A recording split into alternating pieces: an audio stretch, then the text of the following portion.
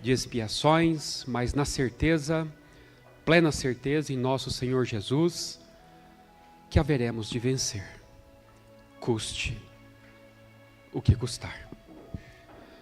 Hoje nós conversaremos com vocês sobre um assunto muito interessante. Embora já seja do domínio da maioria, mas o repisar do assunto, principalmente quando abordado por um outro palestrante, vai nos dar uma visão sob um ângulo diferente. E é isso que nós nos propomos neste instante. Falaremos com vocês em torno da reencarnação e da ressurreição. Aqueles os que gostam de registrar, de anotar, nós estamos aí situados no capítulo 4 do Evangelho segundo o Espiritismo, cujo título central é uma frase de Nosso Senhor que vem ali registrada no Evangelho de João, do capítulo 3, e o título é: ninguém poderá ver o reino de Deus se não nascer de novo. Pois bem, minha gente, primeiro é interessante que nós tenhamos um contexto conceitual e histórico sobre esses dois vocábulos, essas duas palavras. Ressurreição vem do latim resurrectio, que significa o ato de voltar à vida, porém,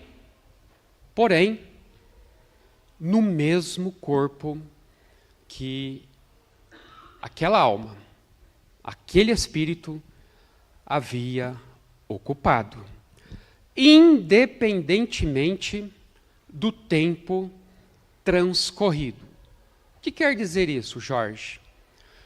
Segundo essa ideia, essa concepção da ressurreição, há a possibilidade, num dado instante, em que o Criador permitir, aqueles os que faleceram há décadas, séculos, até milênios, poderão ressurgir das cinzas, do pó. Essa é a ideia central da ressurreição. Os nossos irmãos que professam o judaísmo, especialmente o judaísmo ortodoxo, e também as religiões que daí se derivaram, o cristianismo, eles acreditam nessa ideia, na ressurreição do corpo, no ressurgimento material. E nós, para termos uma ideia de onde essa ideia ela veio, ela surgiu, nós teremos que dar uma olhadinha ali, uma rápida passada ali no livro de Isaías, que vocês vão encontrar essa obra, esse livro ali no Velho Testamento. E justamente no capítulo 26, do versículo 19, desse livro de Isaías, nós vamos nos defrontar com a seguinte fala do profeta, que os vossos mortos, assim também como o meu cadáver, viverão e ressuscitarão. Gotas orvalhadas, ó Deus, haverá de liberar sobre o pó, e do pó os mortos renascerão. Essa é a ideia central. E daí eles extraem essa concepção, a doutrina da ressurreição, segundo a qual nós voltaremos a ocupar os nossos corpos. A reencarnação. A reencarnação. A reencarnação, por incrível que pareça, há 500, em torno de 600 anos de Jesus, de Cristo, muito embora não existisse esse termo, essa palavra reencarnação, ela já fazia parte da cultura na Grécia Antiga. Mas, através de uma outra palavra, de um outro termo, denominado palingenesia. Se nós formos decompor essa palavra em duas, em palingenesia, palin, novo, genesia, nascimento, novo nascimento. Acreditavam os gregos da antiguidade que o voltar à vida física material era algo absolutamente possível. Só que com uma diferença muito grande em relação à concepção, à ideia da ressurreição. Os gregos entendiam que nós poderíamos voltar à vida física, não no corpo que outrora havíamos ocupado, mas em novos corpos, numa nova vida. Aí nós já estamos identificando a fonte, a reencarnação, tal qualmente nós aprendemos com Kardec, com o codificador. Agora, um grande detalhe que muitos ainda, de certo modo, podem ter dúvidas. Foi Kardec quem criou, quem cunhou essa expressão reencarnação? Foi o codificador? Ou essa expressão já existia? Nós vimos que na Grécia Antiga não existia reencarnação, a expressão reencarnação, mas existia a ideia central da reencarnação, o termo palingenesia, que praticamente é uma expressão sinônima da palavra reencarnação. Não foi Kardec quem criou a terminologia, a palavra reencarnação. Sabem por quê? Porque essa expressão reencarnação, ela foi introduzida no latim arcaico, antigo, ali por volta do século VI. E Kardec, vocês sabem, ele haveria de vir ao mundo 13 séculos depois, no século XIX. Então, se trata de uma palavra antiquíssima, muito antiga, que não foi criada por Allan Kardec. Naturalmente, o codificador, ele juntamente com a espiritualidade amiga, ele codificou aquilo que já existia. E a reencarnação, a ideia da reencarnação, ela foi uma criação do Espiritismo? Vocês já devem estar concluindo que não, tendo em vista que eu disse que lá pelo ano de 700, na Grécia Antiga, antes de Jesus vir ao mundo, os gregos já adotavam essa ideia do nascer de novo, numa nova vida, em um novo corpo. Aí voltemos à pergunta: foi Kardec quem criou a reencarnação?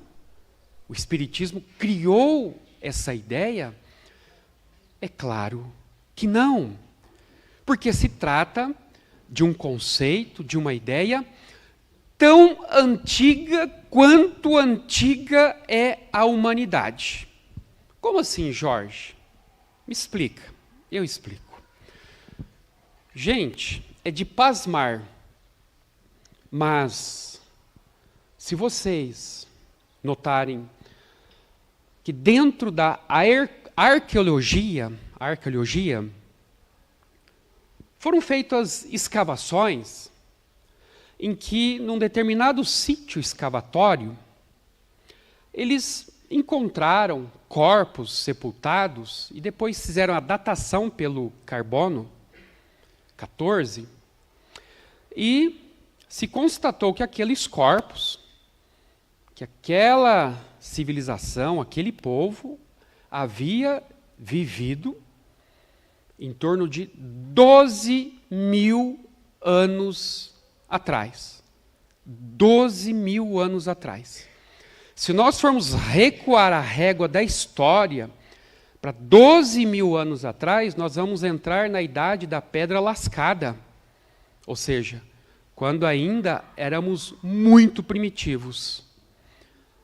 E nesses sítios em que esses arqueólogos fizeram essas escavações, eles notaram um comportamento muito habitual daquele povo que viveu há 12 mil anos atrás, que enterravam os seus mortos em posição fetal. E posição fetal nos dá a ideia do quê? Nascimento. E através de estudos, teorias, etc. e tal, os arqueólogos então concluíram, tendo em vista a constância desses corpos que haviam sido sepultados nessa posição fetal, que era cultura do povo daquela época enterrarem os seus mortos nessa posição, para fazer com que fosse facilitado o regresso daquele morto à vida física através de um novo nascimento. Olhem só a ideia da reencarnação. Aqueles os que são os detratores do espiritismo, os adversários do espiritismo, que tentam colocar na conta de Kardec que foi ideia do cérebro dele, ou dos supostos, conforme eles dizem, espíritos que estiveram ali com ele, que criou essa ideia mirabolante, porém não exequível, não factível, ou seja, não real, portanto ficcional, que é a reencarnação, mas nós já estamos vendo aí só um detalhezinho de que há mais de 12 mil anos aquele povo, sem qualquer conhecimento no que diz respeito às letras, à intelectualidade, já cultuavam de forma empírica, de forma rústica, a ideia da reencarnação, tendo em vista a forma como eles sepultavam os seus mortos, visando naquela posição fetal, facilitar o regresso daquela alma à vida física através de um novo nascimento. É um símbolo, a posição fetal, de um renascer, de uma nova vida. E não para por aí, não para por aí. Por exemplo, se nós formos lá no Egito Antigo, há cerca de 3 mil anos para mais, os arqueólogos verificaram que em diversas tumbas mortuárias foram encontrados textos em que, nesses textos, se destacava, se ressaltava as boas obras, as qualidades daquele morto que ali estava sepultado. Mas qual a explicação? Qual a razão disso? É simples. É muito simples. Ou seja, eles eram enterrados, na tumba existiam textos exaltando as qualidades daquele morto. se alguém puder fazer isso por mim, quando eu desencarnar, eu vou ficar muito grato. Exaltando as minhas qualidades. Defeitos não, porque já basta. Todo mundo já sabe dos meus defeitos. Pelo menos as qualidades. Mas por que eles faziam isso? Qual a razão? Qual o motivo? Eles faziam isso visando convencer Osíris, que era um deus muito importante para eles, os egípcios, por quê?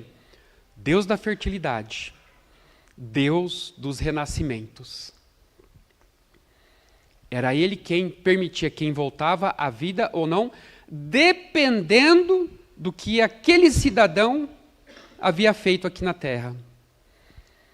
E Osíris, na ideia, na cultura egípcia, saberia através daqueles textos que estavam depositados naquelas urnas mortuárias. Isso há mais de 3.000 anos atrás.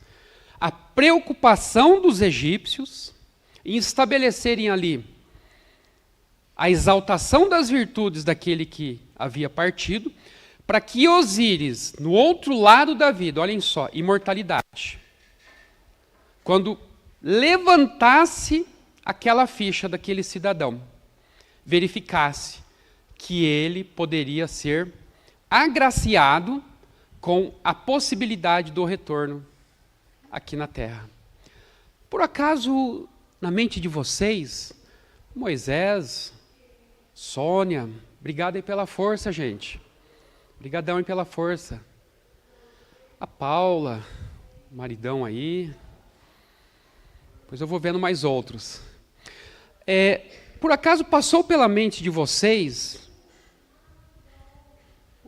uma lembrança, ficha, os egípcios, uma ficha, ressaltando as qualidades daquele falecido ali, para Osíris ler, opa, o cara foi bom, volta à terra. Ah, não foi bom? Então não vai voltar, vai para um lugar ruim. Fizeram alguma correlação? André Luiz? Nosso Lar? As famosas? Marcelo? Fichas? Você trouxe? Olha lá, ele trouxe as fichas. Mostra para a turma ali. Você foi essa noite lá, conversou com o governador, aí ele passou os passaportes para você. Só ida para Nosso Lar, sem retorno, passaporte sem retorno. Quem acertar, o Marcelo vai entregar esse passaporte sem retorno. Pegar ou largar. Gente, vocês são espíritas, vocês não podem ter medo da morte. Eu não quero não, viu, Marcelo? Agora não, é para eles. A ficha, a famosa ficha, que a espiritualidade tem registrado nesses fichários em relação a cada um de nós. André Luiz mostra isso claramente, principalmente naquela obra. Além de Nosso Lar, e a vida continua. Ali tem o sistema de ficha, dentre outras obras também. Olhem só a correlação, as coisas aos poucos vai se fechando. Essas informações vão se casando com o Espiritismo, mostrando que Kardec esse apenas não quer dizer que nós estamos diminuindo o esforço, o sacrifício, não é isso não. Mas ele apenas codificou verdades que estavam dispersas através do que nós conhecemos hoje por Espiritismo. Então ele criou códigos onde essas ideias estão ali materializadas, que formam o corpo doutrinário do Espiritismo, da nossa doutrina. Não somente os egípcios adotavam essa ideia da possibilidade do retorno à vida física através de novos corpos. Quem mais? Além dos egípcios, minha gente, os próprios gregos. Eles possuíam grupamentos, agremiações, intituladas mistérios. E eles estudavam, dentre muitas coisas, mas basicamente, 3 pontos incrivelmente avançados para a época deles. Falo avançados porque até hoje muita gente insiste em fazer vista grossa ou ouvidos moucos, ou seja, surdos, as realidades que aí estão, inclusive desmerecendo aquilo que nós, os espíritas, adotamos enquanto principiologia norteadora do conhecimento no qual a doutrina está aí sacramentada. Primeiro ponto que eles estudavam, esses filósofos, não era qualquer um que eram admitidos a esses grêmios, a esses grupos de estudos, eram fechados. A unicidade de Deus. Deus é único. Apesar da cultura grega, lá na Grécia Antiga, ter vários deuses, mas isso não impedia, logicamente, desses filósofos que se selecionavam em formar esses grupos de estudarem a unicidade de Deus. Deus é único. Não parando por aí, eles estudavam sobre a pluralidade dos mundos, estabelecendo aquela época, quando a astronomia ainda era uma arte mais empírica do que uma ciência.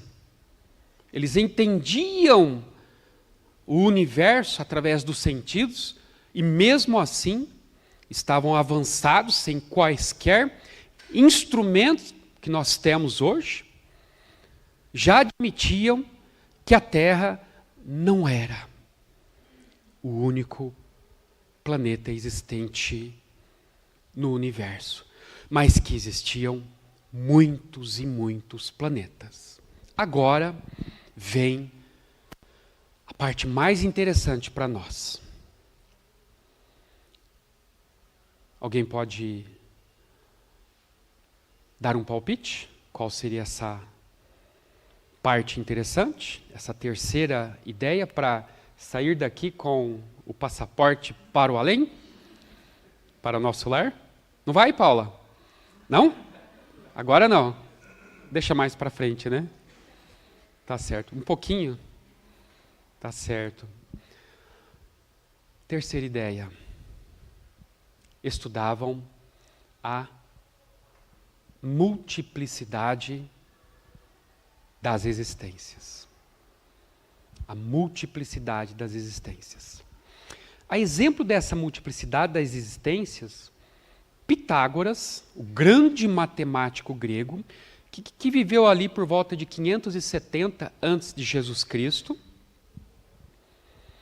ele admitia abertamente a existência desse fenômeno como sendo um fenômeno universal dos renascimentos em novas vidas, em novos corpos. Ele, inclusive, Pitágoras, o grande matemático, chegou a dizer: eu creio piamente na viabilidade do retorno da alma às sucessivas vidas corpóreas. Olhem só, 570 anos antes de Jesus.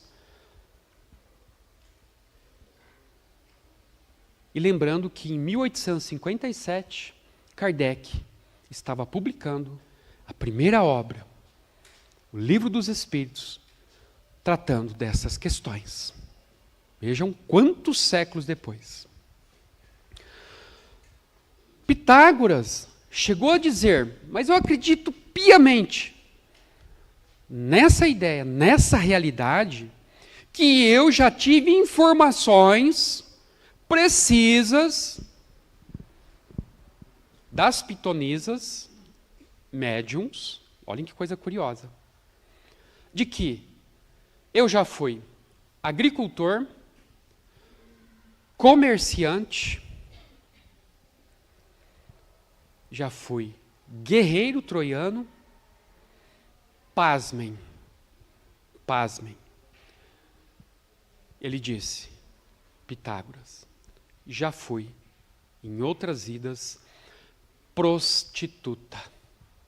Olhem só, nos mostrando que não somente o renascimento sucessivo era algo real, crível, mas que também havia a possibilidade de nos despolarizarmos da questão da masculinidade ou da feminilidade e nascermos numa polaridade inversa a essa que nós estamos no presente momento. Hoje homem, amanhã mulher. Hoje mulher, amanhã homem. Olhem só, uma ideia avançadíssima. E de quem? De Pitágoras. Platão também seguiu na mesma esteira, no mesmo caminho de ideias. E ele dizia, tranquilamente, principalmente naquela sua obra Fedro, que a alma é imortal. Não morre nunca. O que morre são os corpos. Além da alma ser imortal, ela é pré-existente ao seu nascimento. Ela já existe bem antes do seu nascimento. E acreditava na multiplicidade de existências a que esta alma estaria sujeita até que ela alcançasse a purificação.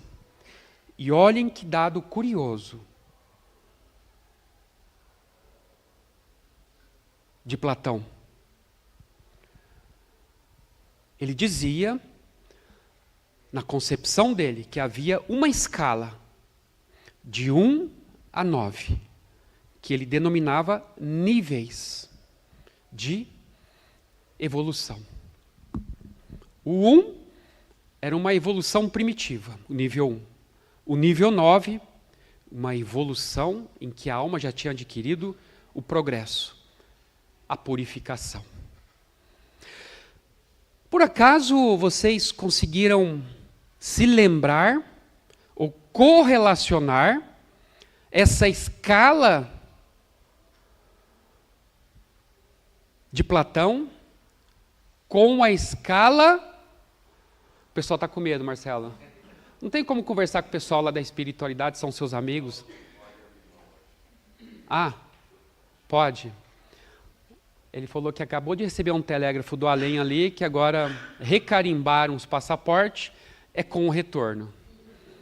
Agora é com o retorno. Podem participar à vontade, é com o retorno. Vocês não vão dizer adeus. Vocês vão lá, vão conhecer nosso lar, vão passear pelos lindos jardins que tem lá, depois vão voltar para a terra, para casa, bonitinho, tá bom? Então, e aí?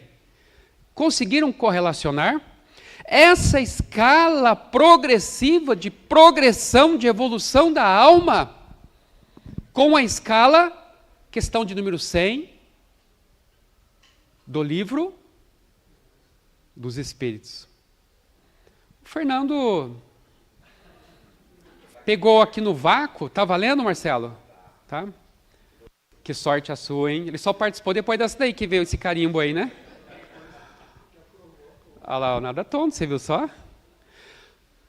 Dá para fazer uma correlação com a escala espírita ali da questão de número 100 e 101 do Livro dos Espíritos, que Kardec estabeleceu ali, aquela escala progressiva que os espíritos, nós, vamos galgando até atingirmos as culminâncias da nossa evolução espiritual. Olhem que coisa linda. E Platão viveu no ano de 420 antes de Jesus. E quantos séculos antes de Kardec, para estabelecer a existência dessa escala. E Kardec, lá no século XIX, vem nas questões de número 100, 101 do Livro dos Espíritos, estabelecendo que nós temos e estamos galgando esta escala de progressão de nosso espírito. E detalhe também, minha gente, vamos dar uma viajadinha ali na Índia. Já ouviram falar dos Vedas, o livro sagrado da Índia, os Vedas, Bhagavad Gita, Upanishads? Já ouviram falar dessas 3 obras principais que se constituem na Bíblia do povo indiano, que cultuam o hinduísmo, a religião daí decorrente dos Upanishads, Bhagavad Gita, os Vedas. Os Vedas, especificamente, é uma obra que tem em torno de 1.500 anos de existência antes de Jesus, 1.500 anos antes da vinda de nosso Senhor. E se você pegar, dentre os vários versos dessa obra, tem um verso curioso ali, que diz o seguinte, prestem atenção, aspas, assim como nós nos livramos das vestes usadas, imprestáveis, e passamos a usar vestes novas, roupas novas, também a alma também, ela deixa os corpos velhos e desgastados para ocupar novos corpos. Uau! Essa ideia, vocês vão encontrá-la ali nos Upanishads, nos Vedas, no Bhagavad Gita, falando sobre a troca de corpos como se fosse uma troca de roupa. E é bem feliz essa expressão dos Vedas, desse texto religioso da Índia, quando compara os nossos corpos a vestimentas, ao nosso vestuário, que quando não mais serve, se torna inútil, nós descartamos. Do mesmo modo, quando nossos corpos estão amarrotados, destruídos, que não servem mais ao uso da alma, ela também se livra desses corpos velhos para ocupar corpos novos. Foi Kardec, portanto, quem criou a ideia da reencarnação, vendo essas informações que nós passamos no Egito, ali na Grécia, fomos há 12.000 anos atrás, quando sequer existia qualquer entendimento religioso, tal qualmente nós o conhecemos hoje. Então são ideias que estão difundidas para os vários quadrantes do nosso plano de existência. Isso, de certo modo, derruba aqueles os que querem imputar a Kardec a elucubração, ou seja, a criação dessa ideia como sendo eminentemente uma ideia dos espíritas. Não é. É uma ideia, um acontecimento, um fenômeno divino, portanto, para permitir a nós, os que não conseguimos, e isso é fato, numa única vida, nos libertarmos da ganga bruta do nosso passado, cheio de dívidas, um passivo altíssimo, para ser paga essa dívida, em uma única vida que às vezes, por exemplo, dura num piscar de olhos. Como muitos já devem saber, minha filha desencarnou dia 4 de setembro, com 30 anos de idade. Agora, 2025. E tendo as dificuldades dela, as provas, as dívidas, foi o suficiente em apenas 30 anos de idade para quitar as suas dívidas para com a retaguarda? É claro que não. Mas se eu não conseguir quitar essas dívidas e não atingir o apogeu da evolução, conforme preconizam outros segmentos religiosos, que se você não for bem nesta vida, acabou, você vai ser irremissivelmente enviado para o inferno. Dá para concebermos um Deus justo, bondoso e amoroso, misericordioso, permitindo a nós que temos uma fila extensíssima de dívidas e muitas vezes, por várias razões, não conseguimos na presente existência sanarmos essas dívidas e não termos outra oportunidade? Ora, ali no livro de Ezequiel, do capítulo 33, do versículo 11, muitos os religiosos de outras denominações, talvez quando leem esse trecho, ou fazem vista grossa, ou passam por cima, ou fingem que não entenderam, porque ali expressa a ideia do profeta dizendo que Deus disse o seguinte: Deus, eu não quero a morte do ímpio, eu não quero a morte do pecador, mas eu quero que o pecador, que o ímpio, se regenere e tenha a vida eterna. Que contrassenso então é esse quando se preconizam doutrinas da impossibilidade de numa existência quitarmos as nossas dívidas? Não quitou, não. Vai para os quintos dos infernos. Que Deus é esse? Quando nós vemos os homens extremamente imperfeitos e falhos nas suas leis, principalmente, a permitir que condenados perigosíssimos, ao menos em nossa legislação brasileira, que condenados perigosíssimos, na medida que mantêm o bom comportamento no sistema prisional, possam, com o tempo, cumprir o restante da sua pena, condicionalmente, a famosa pena condicional, ou medida condicional, enfim, cumprirem suas penas, o restante da pena, em liberdade, porque estavam,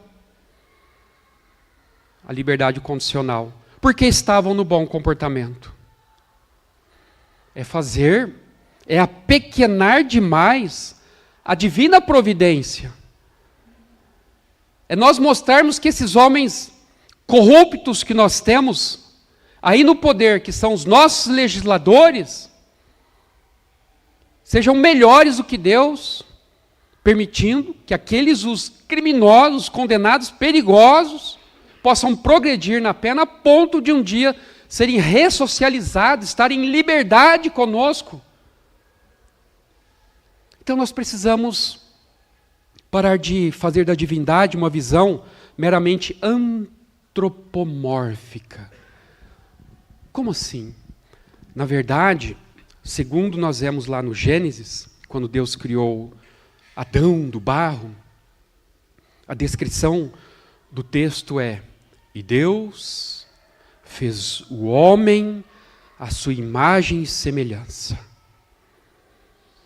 Mas, quando atribuímos a Deus esses comportamentos eminentemente humanos, portanto, antropomórficos, semelhante a nós homens, nós estamos simplesmente transformando Deus à imagem e semelhança dos homens, o que não pode acontecer em hipótese alguma.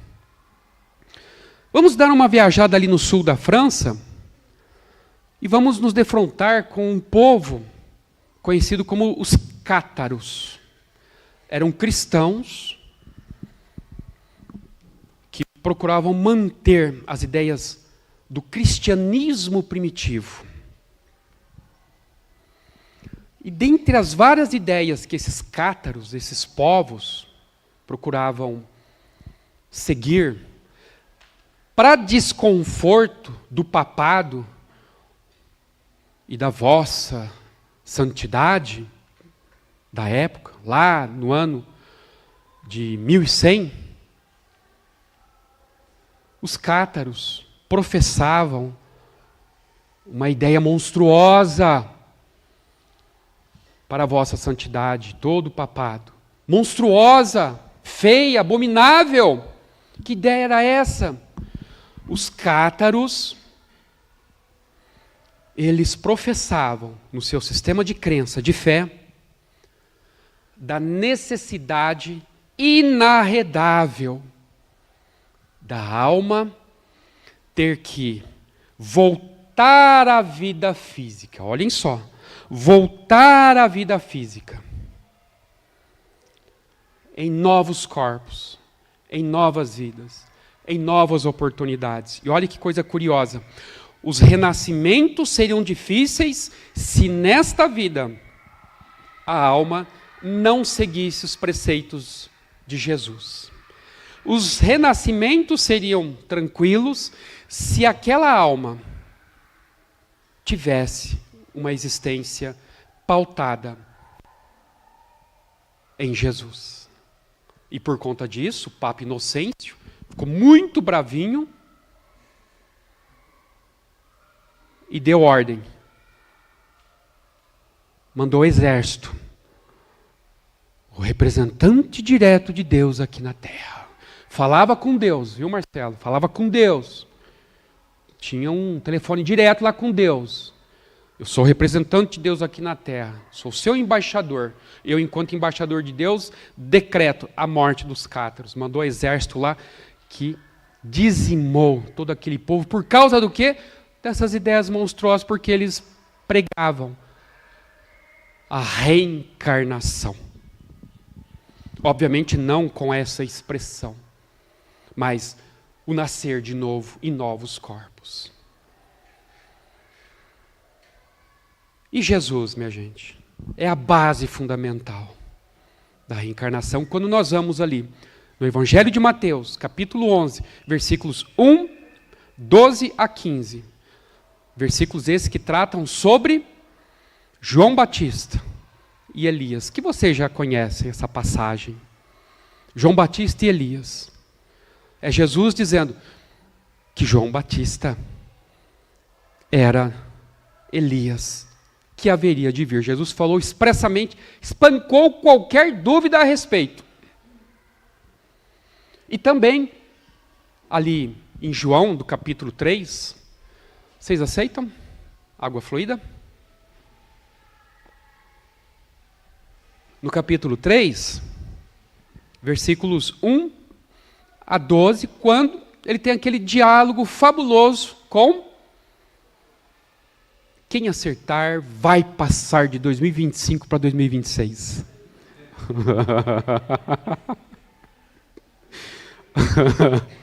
Nicodemos, senador, membro do Sinédrio, um tribunal judaico, doutor da lei. Mestre, sei que tu és da parte de Deus. Olha, já segue elogiando Jesus e reconhecendo um membro do Sinédrio, que eles eram encarniçados. Mas esse não, esse era bonzinho. Sei que tu vens da parte de Deus, porque só vem da parte de Deus quem fala estas coisas como um doutor, e somente vem da parte de Deus quem faz esses milagres fabulosos. Reconhecendo em Jesus a figura de mestre, de doutor e de quem está em contato com Deus. Muito bonito isso, partindo dos judeus, porque ele era um fariseu, só que um fariseu diferente. Quando ele pergunta, Jesus diz, é preciso nascer de novo, mas eu tenho que nascer de novo, Senhor? Sim, quem não nascer da água e do Espírito, não verá o reino de Deus. É o título do nosso estudo de hoje, do capítulo 4, do Evangelho segundo o Espiritismo. Somente sobre o aspecto histórico, que nós vimos, aspecto religioso, que nós vimos, aspecto filosófico, que nós vimos, que a reencarnação se acentua, não.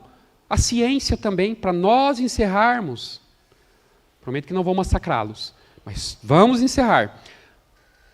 A ciência, muito reduzidamente por conta do preconceito acadêmico que permeia os corredores universitários, de pesquisas, da ciência como um todo, enfim, mas alguns membros corajosos, a exemplo do Dr. Ian Stevenson, psiquiatra, catedrático da Faculdade de Virgínia, publicou uma obra fabulosíssima intitulada 20 sugestivos casos de reencarnação.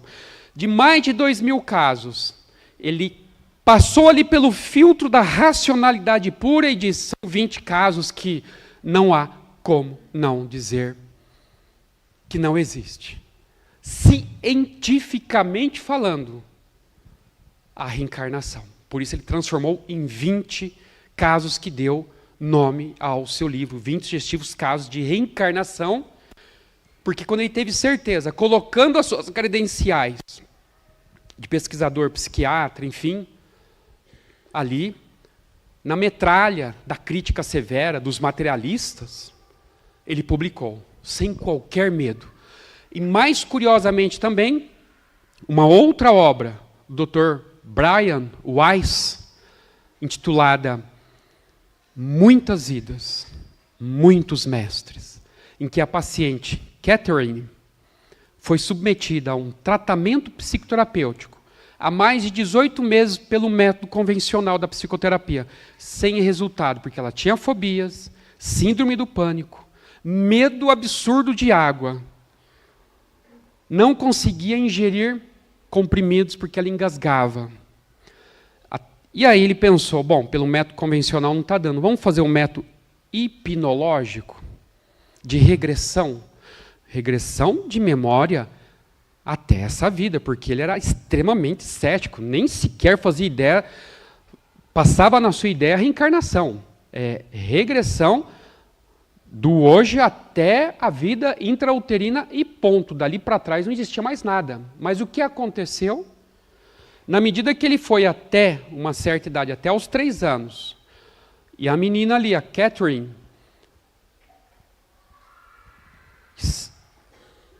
exteriorizou no processo de regressão hipnológica, aos 3 anos que havia sido abusada pelo pai, Brian Weiss pensou, resolvidos os problemas, chegamos à causa. Mas ela só piorou. Ele falou, vamos tentar ir um pouco mais além. Um pouquinho, 2 anos, 1 aninho. Só que ela passou daqui, dessa existência, e foi a 1860 anos antes de Cristo, e relatou a região, a população, a cultura, o nome dela, um monte de coisas. E naquele tempo, ela havia morrido afogada com o seu bebê no mar. Olhem só, 1860 anos antes de Jesus, ainda aqueles acontecimentos gerando traumas na presente existência, para vocês verem que o processo de evolução é extremamente lento. Pode ser que nós tenhamos recalques, conflitos, dificuldades psicológicas, psiquiátricas, enfim, que tenham correlação com essa vida, pode ser, com a vida passada, pode ser, mas talvez com vidas de 500, 600, 700, 800, 1000 anos atrás, como é o caso de Catherine. E ela descobriu que ela tinha problema de engasgo, porque em outras vidas, conforme ela foi sendo levada, sem que o doutor soubesse, ele foi indo, levando, até que ele teve que dar a mão à palmatória, admitir a existência, porque depois ele foi conferir todos aqueles elementos, porque ele também estava fazendo parte daquele processo, porque o livro, além de chamar-se Muitas Vidas dela, segundo o mentor dela, ela teve 86 reencarnações até aquela data, 1980, que esse fato acontece. Muitos mestres, por quê? Ela dava passividade mediúnica e tinham espíritos de alta evolução que falava do passado dele, da família dele, do Dr. Brian, coisas que ninguém mais sabia a não ser ele. Ele ficou relutante, resolveu então trazer a público a realidade da reencarnação baseada não em meros conhecimentos empíricos, mas em conhecimentos à luz da ciência. Uma obra espetacular, fenomenal, não espírita, do ramo da psiquiatria, mas que conversa com o espiritismo de uma forma perfeita, incrível e maravilhosa, e essa obra, inclusive, nos dá uma maravilhosa noção de conforto, de que ninguém morre, apenas deixamos os corpos, mas prosseguimos ativos do outro lado da vida. Obrigado pela atenção, que Jesus nos abençoe a todos. Até uma próxima oportunidade, se assim Jesus nos permitir. Forte abraço a todos.